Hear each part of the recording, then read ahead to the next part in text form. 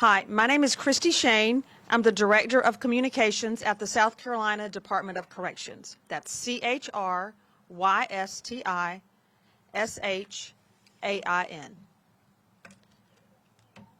The capital punishment sentence of Mikal Mahdi was carried out tonight pursuant to the order of the South Carolina Supreme Court and in accordance with state law. The execution was performed at 6:01 p.m. by a three-person firing squad. He was pronounced dead by a physician at 6:05 p.m. Mahdi, 41, was sentenced to death in 2006 for murder, burglary, and grand larceny in the July 17, 2004 death of Orangeburg Police Captain James Myers. Mahdi shot and killed Myers, then burned his body several days after killing Christopher Boggs in Winston-Salem, North Carolina, during a crime spree that spanned 3 states. Mahdi also was serving a life sentence in North Carolina for Boggs' death. Mahdi did not make a final statement. Witnesses to the execution included one member of the Myers family, a representative from the First Circuit Solicitor's Office, which prosecuted the case, a representative from the Calhoun County Sheriff's Department, which investigated the case, Mahdi's attorney, and 3 members of the news media who will address you now. After all 3 speak, they will answer questions from the podium. They will not be available for interviews afterwards because they have their own stories to write. First, Jeffrey Collins from the Associated Press.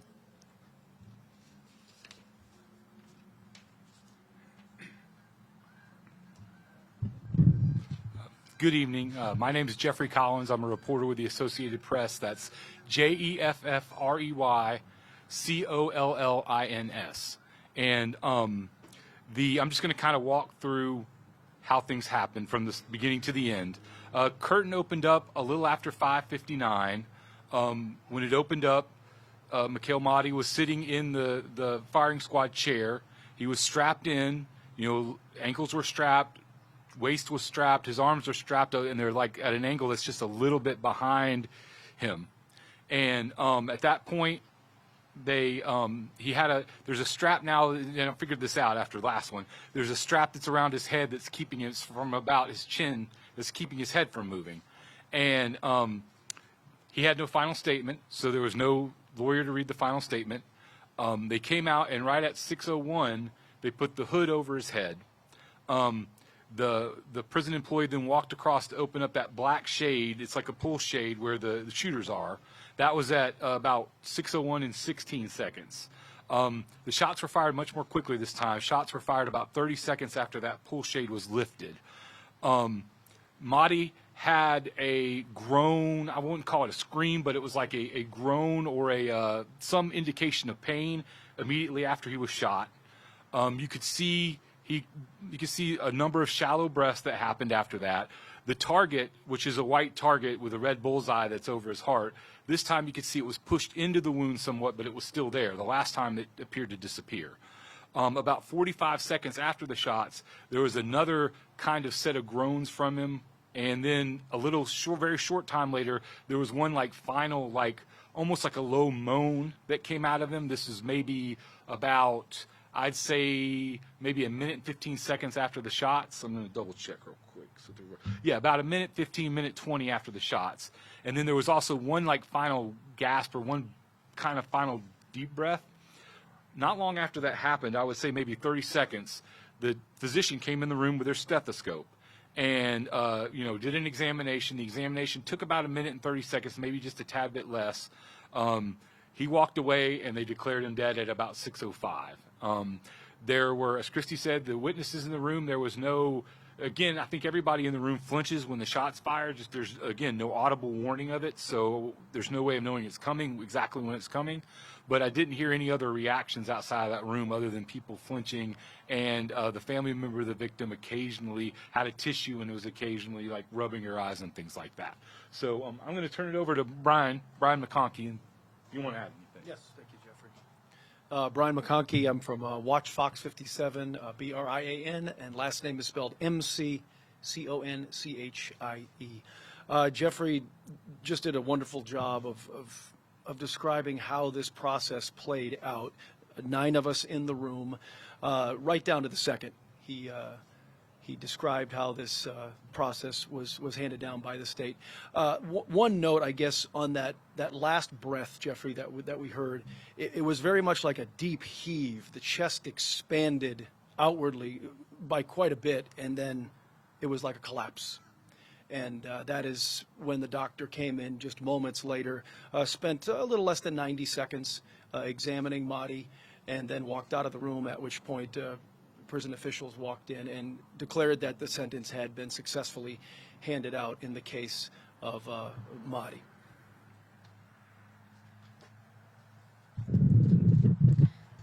Hi, I am Martha Rose Brown. That's 3 separate words. Martha Rose Brown, no hyphens. I am a reporter with the Orangeburg Times and Democrat newspaper. These 2 colleagues did a great job describing what we all witnessed just a moment ago. I noticed that before the hood was placed over the head of Mr. Mahdi, that he did take some deep breaths. And then, like Jeffrey and my colleagues said here, that at 6:01 and 46 seconds, the shots were fired, and it was just like one single loud shot as the 3 shots were fired at the same time.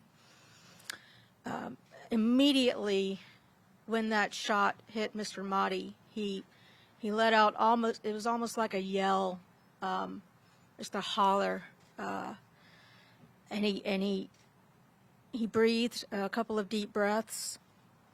His chest rose and fell. Then the second set of moans that were a little quieter, maybe took about 2 seconds. And then he let out a last deep guttural type of moan. It was very low, and that was followed immediately by what appeared to be his final breath. The doctor came in, as they said, at 6 o'clock and 3 minutes after 6, and used a stethoscope to apparently listen to the lungs and heart of Mr. Mahdi. By 6:05, the doctor was seen taking the stethoscope from Mr. Mahdi's body and placing it around his own neck and walking out of the chamber. That's what I witnessed today. Thank you. I'll take some questions, but I just thought of a couple of things that I forgot to mention, because y'all are going to ask me about who was there as the witnesses. The lawyer for Mahdi was there. A person from the solicitor's office was there. The sheriff of Calhoun County, Thomas Summers, was there. No, that because he had a shirt with the sheriff on it and everything. And there was a member of the family.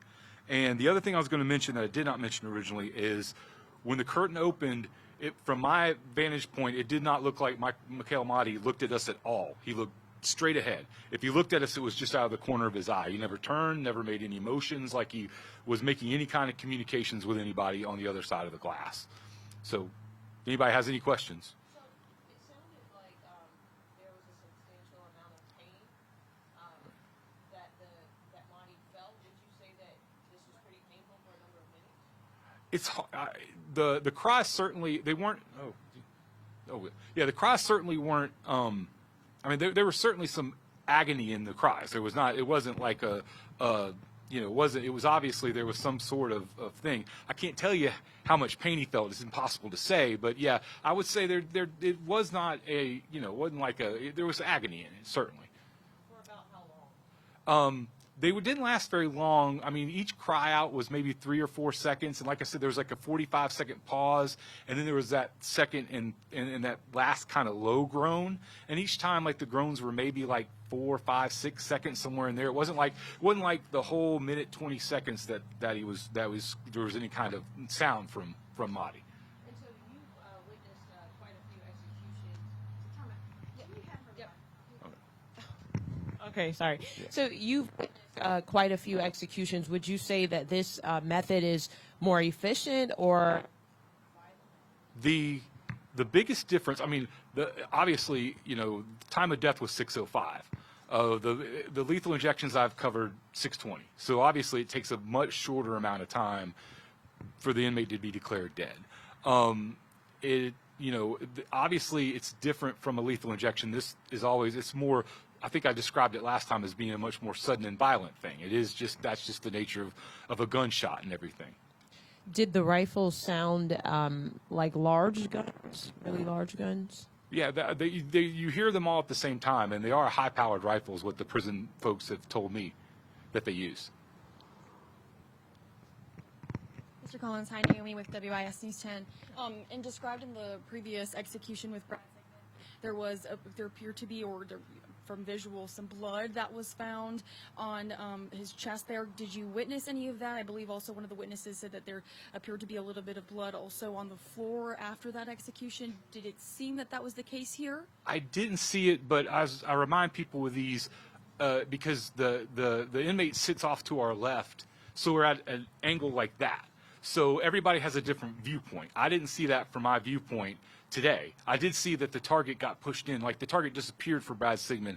It was actually, you can see it was pushed into the wound this time. That was a little bit different. I didn't see, during Brad Sigmund, I saw like a fist-sized wound and some blood. Didn't see that this time, but that may be in nature of my angle as opposed to whether or not it was actually there.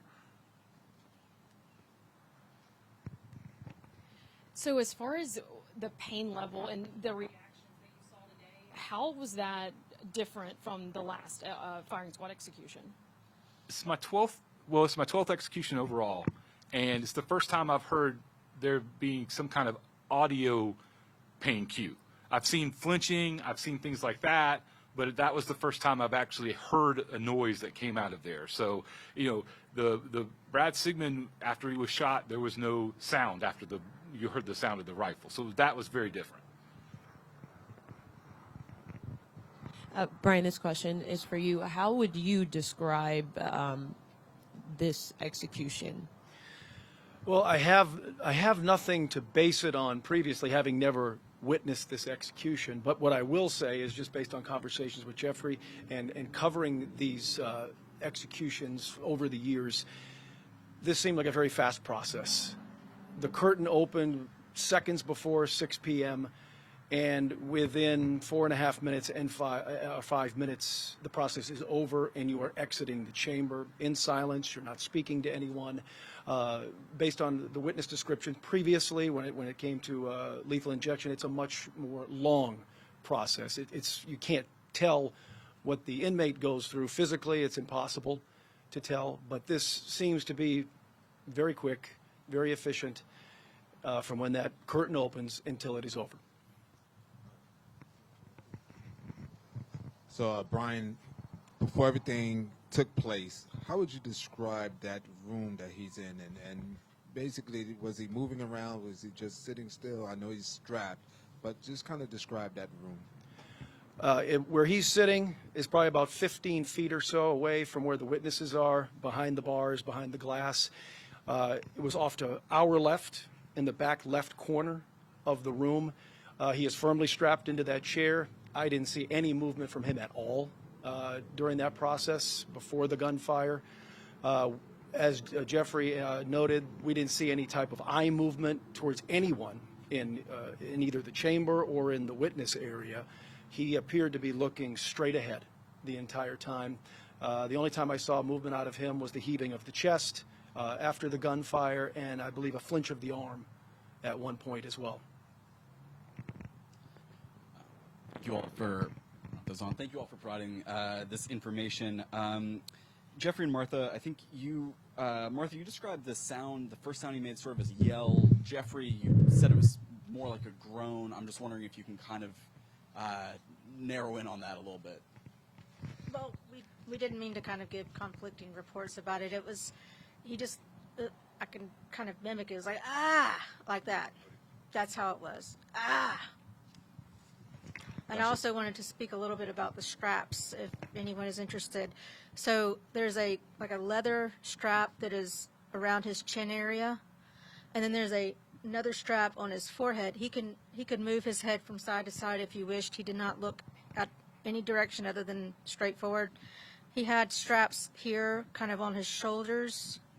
He also had his arms down, and they were strapped at his wrists. There were straps on his legs, too. And that's basically how he was strapped in the chair. Was he wearing black again this time? Yes.